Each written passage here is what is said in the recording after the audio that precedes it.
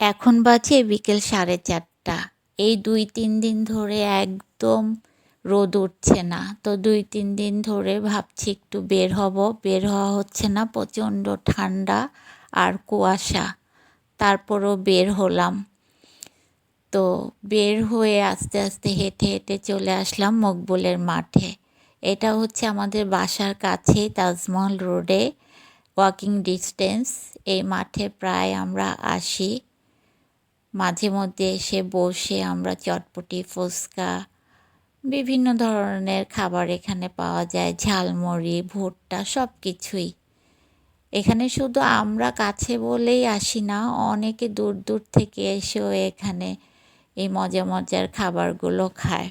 আর morning ওয়ার্কের জন্য তো খুবই ভালো, পরিবেশটা খুবই সুন্দর। এখানে সবাই মর্নিং ওয়ার্কে আসে। তো আমি তো প্রায় সময়ই এখানে আসি, বিকেলবেলা এসে ফুচকা খাই। তো আজকে প্রচণ্ড ঠান্ডা। এই যে পিঠা, উনি তো প্রতিদিনই বসে, আজকে চিতই পিঠা করছে, ভাপা পিঠা। তো বিভিন্ন রকমের ভর্তা দিয়ে এখানে চিতই পিঠা বিক্রি করে। খুব মজা ওদের পিঠাগুলো।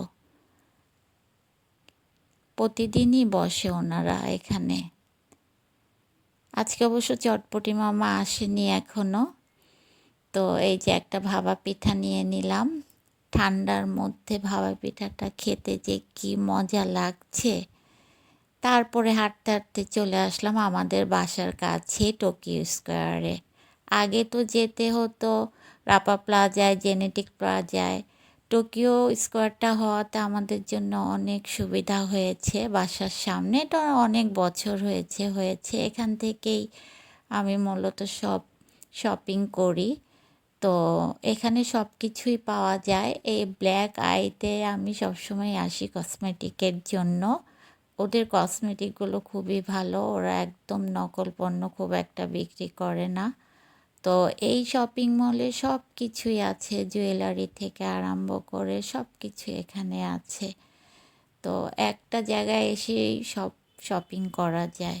তারপরে চলে আসলাম হাঁটতে হাঁটতে কম্পিউটারের দোকানে। একটু কাজ ছিল, কম্পিউটারের দোকানে কাজ শেষে তারপর বাড়ির উদ্দেশ্যে রওনা দিলাম। বের হয়েই দেখি ঝিরিঝিরি বৃষ্টি। কি যে ভালো লাগছে, ঠান্ডা আর ঝিরিঝিরি বৃষ্টি। তারপরে হাঁটতে হাঁটতে বাসায় আসলাম। তো আজকের ভিডিওটা যদি আপনাদের ভালো লেগে থাকে অবশ্যই লাইক, শেয়ার, কমেন্ট করবেন, একটা সাবস্ক্রাইব করবেন। ভালো